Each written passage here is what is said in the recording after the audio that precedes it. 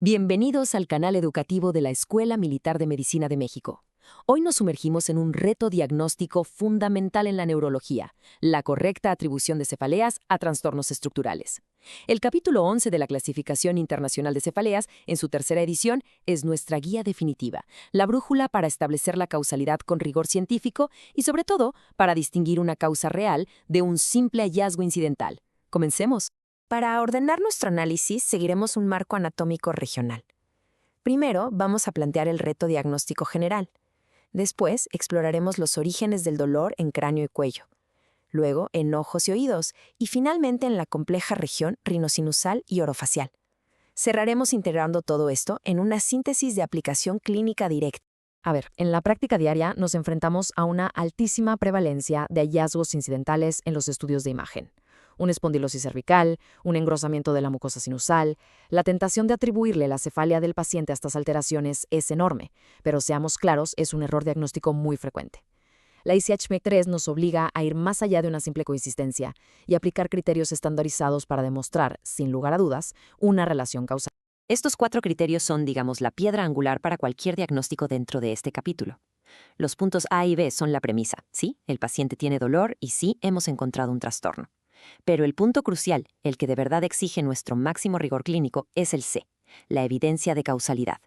Y el criterio D, bueno, funciona como un filtro final, una pregunta obligada. ¿No habrá una explicación más sencilla o directa? Estas son nuestras reglas de evidencia. Muy bien, sección 2. Empezamos con el origen estructural en cráneo y cuello. Esta es una fuente primaria de dolor referido que, honestamente, a menudo nos pone a prueba en la práctica clínica. Para poder ponerle el apellido cervicogénica a una cefalea, la clave de todo está en el criterio C.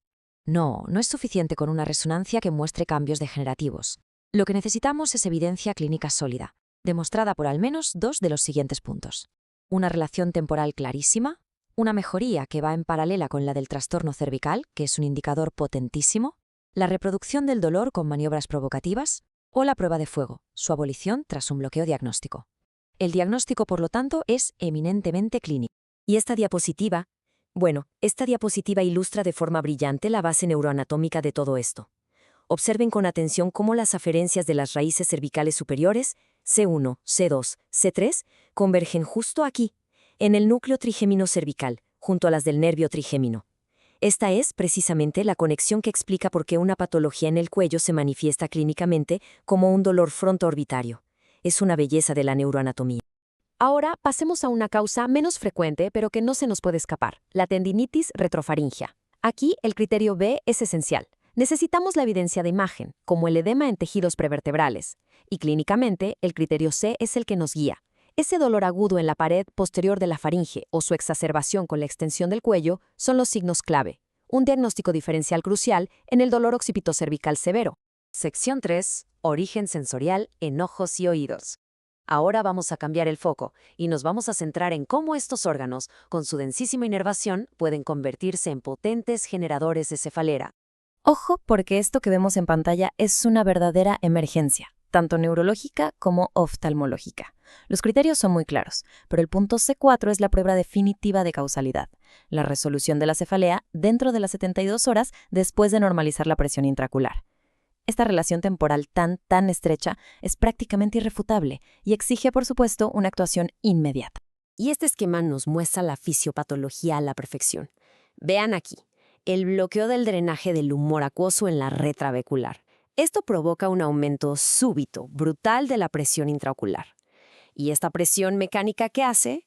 Activa directamente estos nociceptores trigeminales en la córnea y en las estructuras periorbitarias, generando ese dolor tan intenso y la cefalea referida. Aunque son menos comunes, las cefaleas atribuidas a trastornos del oído siempre deben considerarse en el diferencial del dolor unilateral. Y la lógica de los criterios es la misma, es rigurosa. Buscamos una relación temporal, un curso paralelo entre el dolor y el trastorno del oído, y signos clínicos como el dolor a la presión sobre el área mastoidea, tal como se indica en el criterio C3. Bien, sección 4. Origen rinosinusal y orofacial. Entramos ahora en una región donde el diagnóstico diferencial es particularmente complejo, y el riesgo de sobrediagnóstico, hay que decirlo, es bastante alto. Aquí la distinción es fundamental. En la rinosinusitis aguda, la causalidad es fuerte. Tenemos una relación temporal clara, localización ipsilateral y una resolución rápida tras el tratamiento. Sin embargo, y esto es muy importante, en la rinosinusitis crónica, la ICHD3 es explícitamente cautelosa. Se cuestiona la causalidad y de forma crucial se especifica que el alivio de la cefalea tras un tratamiento no confirma la relación causal. Este es un punto clave para evitar el sobrediagnóstico de la famosa cefalea sinusal. Y para la cefalea atribuida a un trastorno temporomandibular, el diagnóstico es eminentemente funcional. Aquí manda el criterio C. El dolor debe agravarse con la función mandibular, ya sea masticar o el bruxismo, por ejemplo. Y además, debe replicarse con la palpación de la musculatura masticatoria. No se trata de un hallazgo incidental en una resonancia de la articulación, sino de una demostración clínica, funcional, de la causalidad. Y esta imagen nos muestra exactamente por qué. El dolor en el trastorno temporomandibular tiene dos componentes. Primero, el articular, por la inflamación que pueden ver aquí en rojo. Y segundo, el componente muscular. Fíjense en estos puntos gatillo miofaciales marcados en púrpura en los músculos macetero y temporal. Son justo estos puntos los que refieren el dolor hacia la sien, presentándose como una cefalea temporal que puede simular muchas otras entidades. Muy bien, ya revisamos los criterios detallados. Ahora, en nuestra sección final, vamos a traducir toda esta información a una herramienta de diagnóstico que sea práctica y, sobre todo, eficiente para la consulta. La pregunta clave es esta.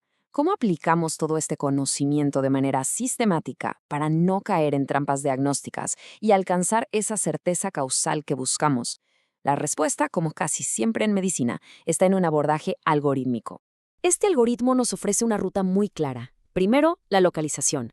¿El dolor es occipital? Pensemos en un origen cervicogénico. ¿Es periorbital y se acompaña de síntomas visuales? La sospecha se dirige hacia el glaucoma. Segundo, los desencadenantes. ¿Se agrava al masticar? Exploremos un trastorno temporomandibular. ¿Se provoca con el movimiento del cuello? Volvemos a la columna cervical.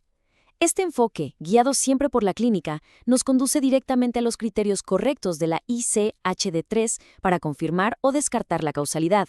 Para concluir, aquí están los mensajes clave para llevarse a casa. Primero, la causalidad exige una aplicación rigurosa de los criterios. La simple comorbilidad no implica causalidad. Segundo, un enfoque anatómico nos permite estructurar el diagnóstico diferencial de una forma muy eficiente. Tercero, la provocación del dolor con maniobras específicas es un pilar diagnóstico fundamental. Y finalmente, la máxima evidencia de causalidad, un tema que hemos repetido, es la mejoría o resolución de la cefalea en paralelo con el tratamiento del trastorno de base. Para quienes deseen una revisión más exhaustiva, aquí les recomendamos consultar estas referencias, teniendo siempre el documento de la Clasificación Internacional de Cefaleas, tercera edición, como la fuente principal y obligatoria. Este video fue producido por el general de brigada médico cirujano Humberto Carrasco Vargas. Muchas gracias por su atención.